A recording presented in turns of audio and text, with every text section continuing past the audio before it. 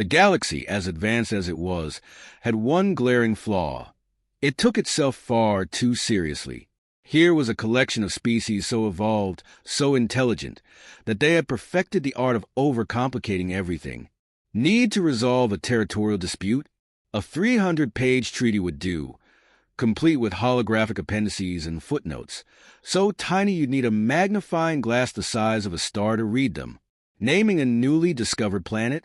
Better prepare for 18 meetings, a public vote, and an intense debate over the precise shade of blue to be used for navigation screens.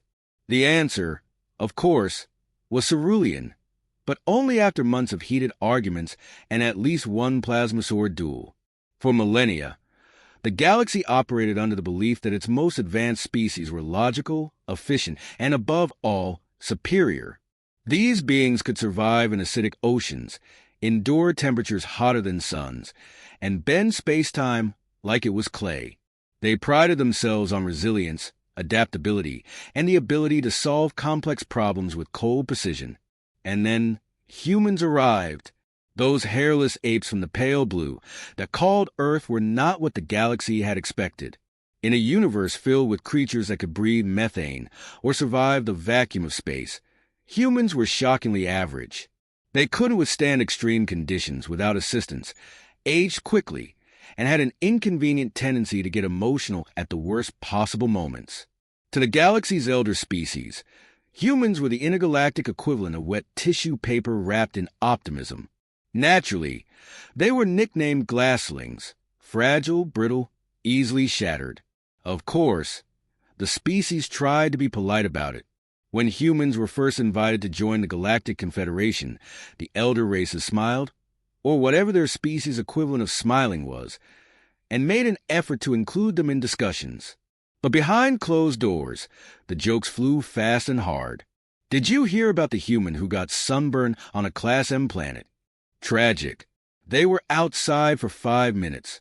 I heard they have to drink water just to stay alive. Can you imagine? Humans, for their part, didn't seem to care. They were too busy being, well, human.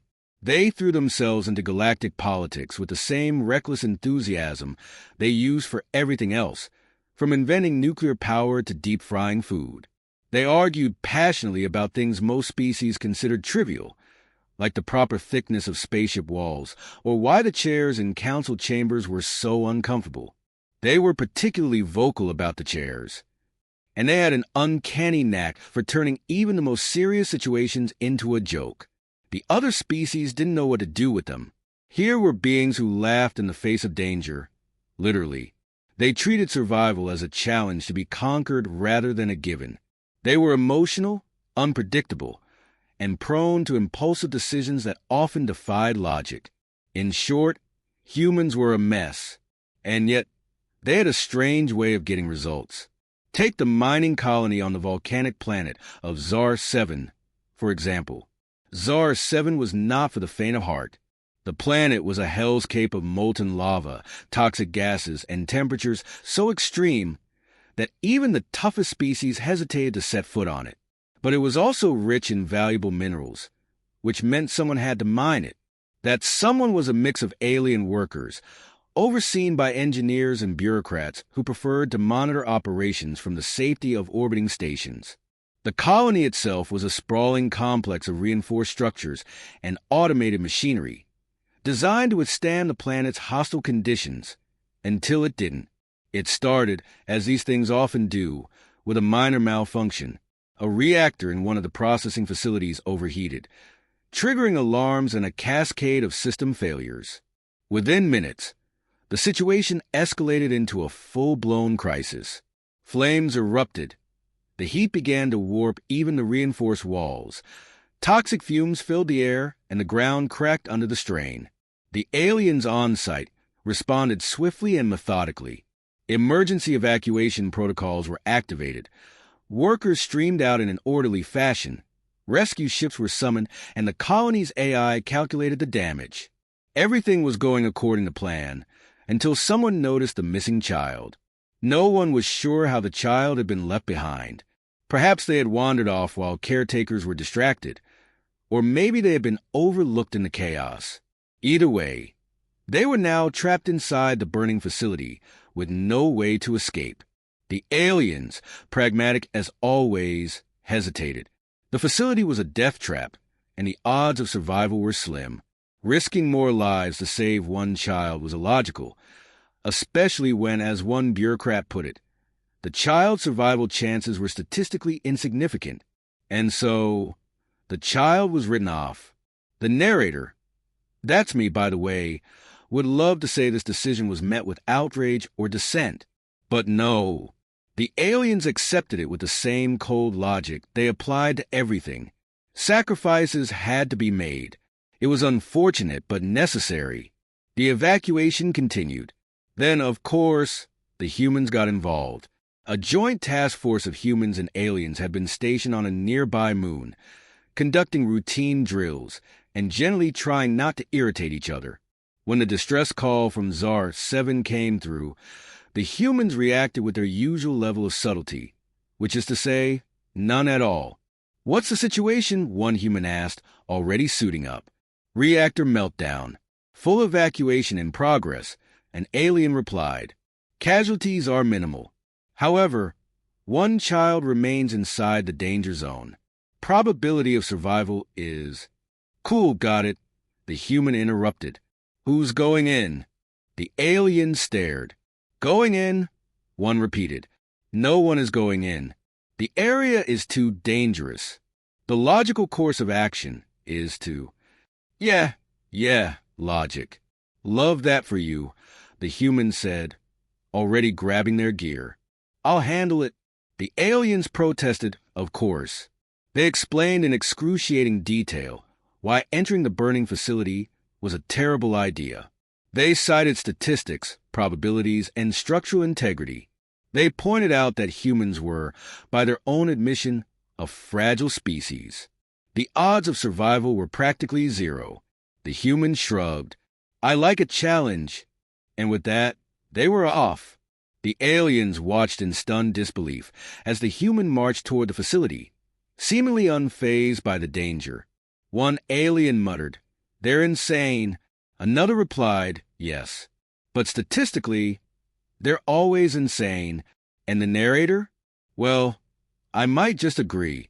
This was the moment when the aliens collectively realized that humans had an entirely different relationship with risk. To most species, danger was something to be avoided at all costs. To humans, it was more of a suggestion. The aliens had seen humans do reckless things before, like participate in extreme sports or eat food so spicy it could double as a chemical weapon. But this was on a whole new level. "Your species is fragile," one alien pleaded. "Even with protective gear, the heat will damage your skin, your lungs." Yeah, glass-sling, brittle, all that, the human waved dismissively. "Look, I'm not going in because it's safe. I'm going in because there's a kid in there who needs help. End of story." The alien stared, their silence a mix of shock, horror, and, perhaps, a little admiration. "But why?" one finally managed. "Why would you risk your life for one child? It's not logical." The human paused.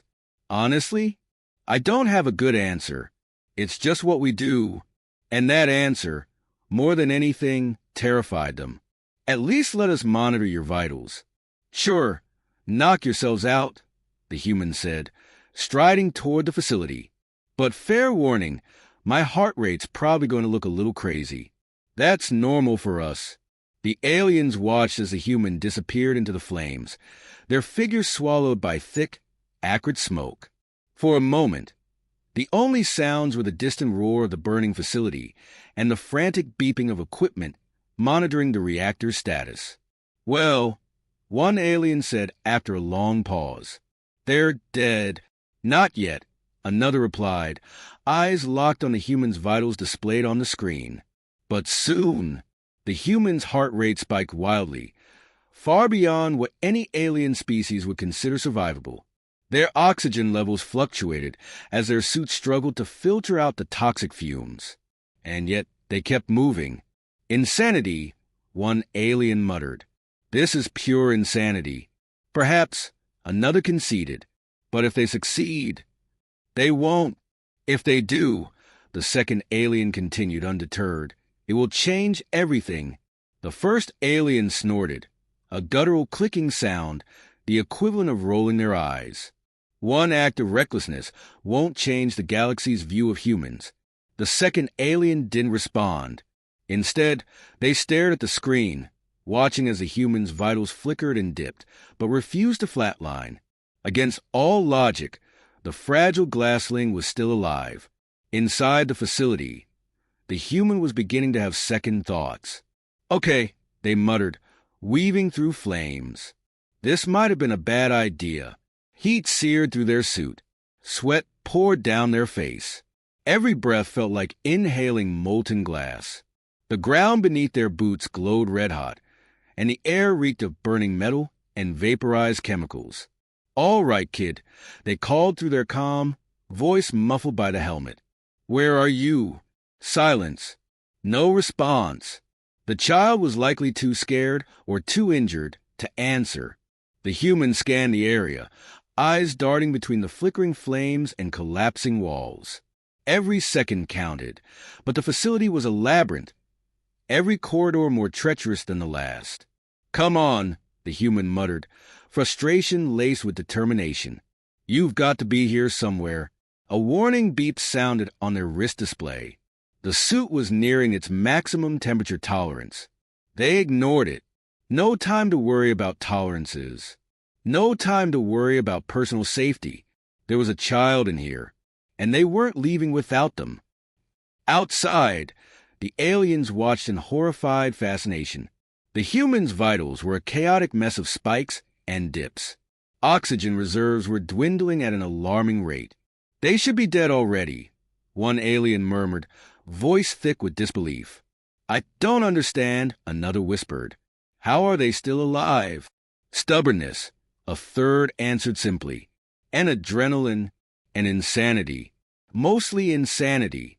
Inside the facility, the human pressed on, every step defying both logic and the laws of survival. The fire raged around them. Sparks rained from exposed wires. Smoke choked the air. Their helmets' filtration systems struggled to keep up, making every breath a battle. "All right," the human muttered. "This is fine.